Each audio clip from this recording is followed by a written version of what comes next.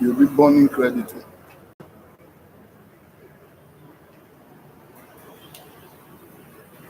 Good afternoon, all Tibetians out there. I bring you greetings from the house of Tibetians and from the decks of the bishop. I know we are doing well and everything is fine, and we are proceeding, marching forward,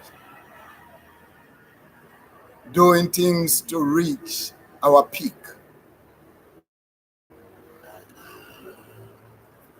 Lovely Tibetians, lovely people. It was Robert T. Saki that says when he was speaking on decisiveness, he said more and more people are competing for good deals. More and more people are what? Competing for good deals. So the faster we can make a decision, the more likely we will be able to seize opportunity. The more faster we make decisions in the land of Tibetians, the more faster we make decisions in our community, the more faster we come together and forget about pulling and pulling. Most likely, we'll be able to seize opportunity. Remember, a great man said opportunity comes but once. Opportunity comes, someone else do it. Robert Saki said these words. And I believe that in the TBC community, we need to do everything possible to seize opportunity before someone else snatch it away from our hands, from our lives. So it is time that we do everything possible. It is time that we have focus.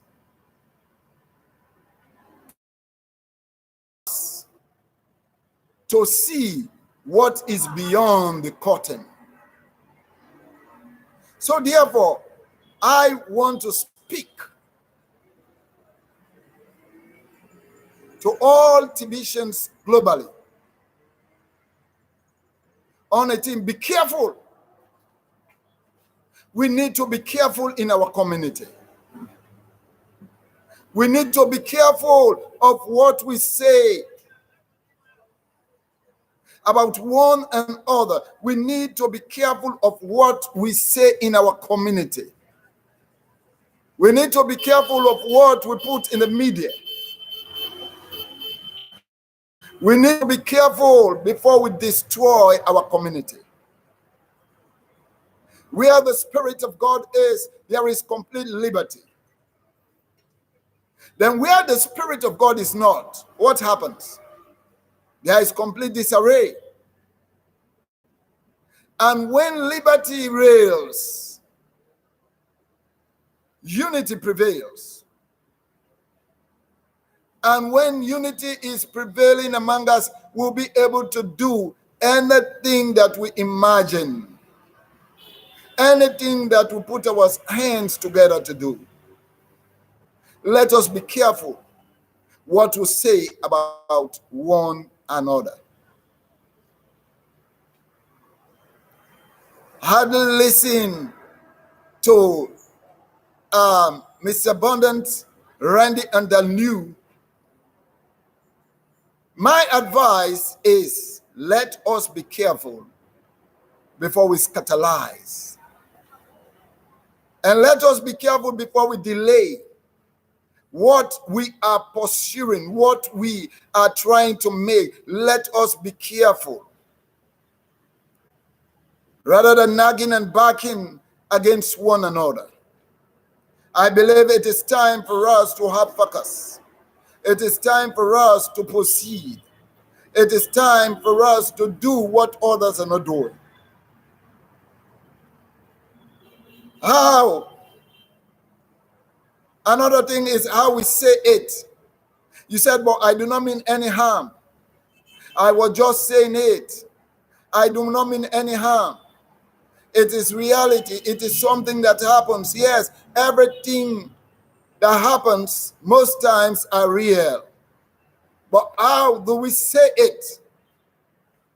How others we understand it? How others we take it? Let us be careful what we say, especially in media, against one another in this community. We should be our brother's keeper. We should be there to help, to boost the community. Not to say one thing against another in an open media. When people think that we are loving people, when others are thinking that we are making headway, when others, are coming into the community, then all of a sudden, they go to YouTube and see what is going on in the community. Let us be careful what we see out there against one another, lest we damage our community. I love Jesus.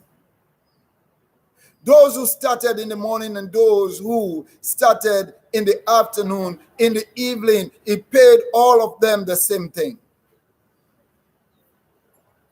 Showing that everyone is important. Telling others that yes, we should walk in harmony and not chaosity.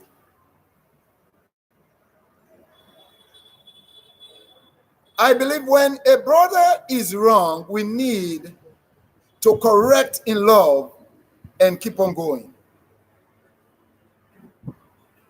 What the Lord has put in place, no man can destroy it by themselves.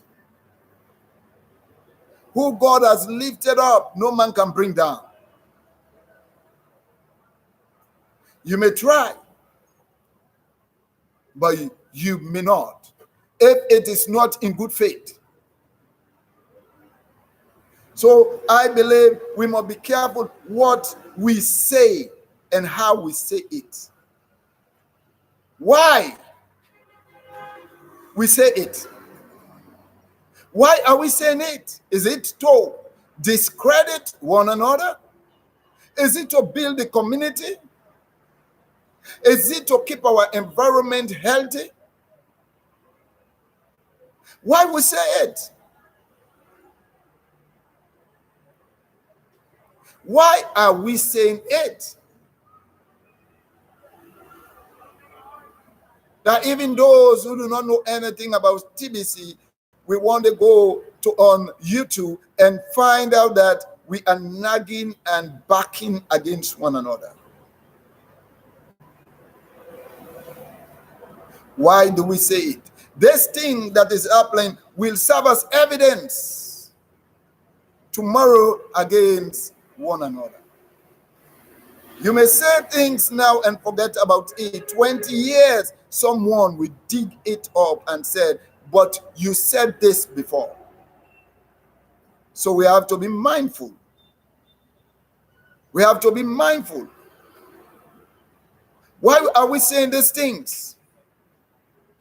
Are we saying it to build up? Are we saying it so that others will hear it tomorrow and be scary, be afraid? Already people are afraid. People are saying all type of things.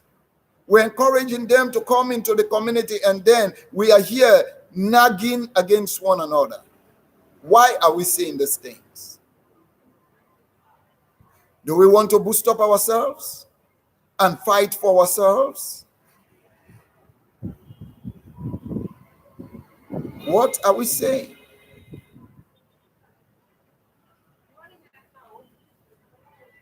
I believe that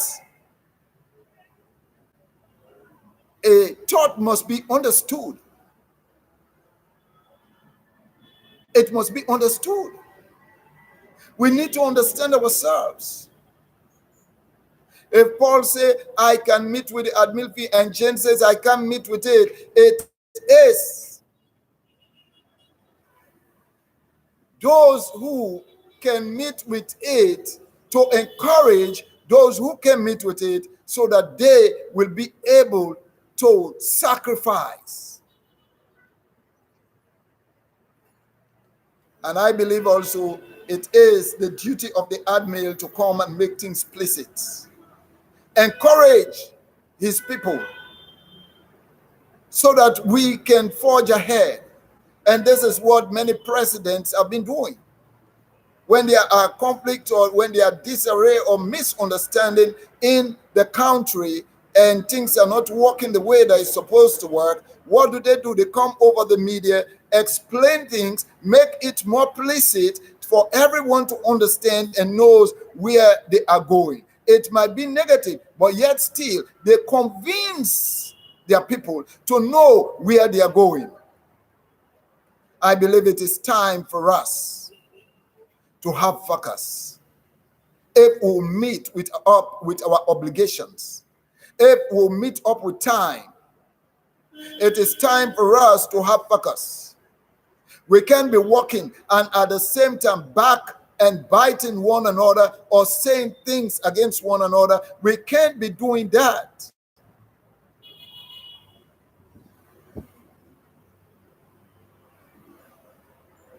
Oh my God. I believe we need to understand how things are looking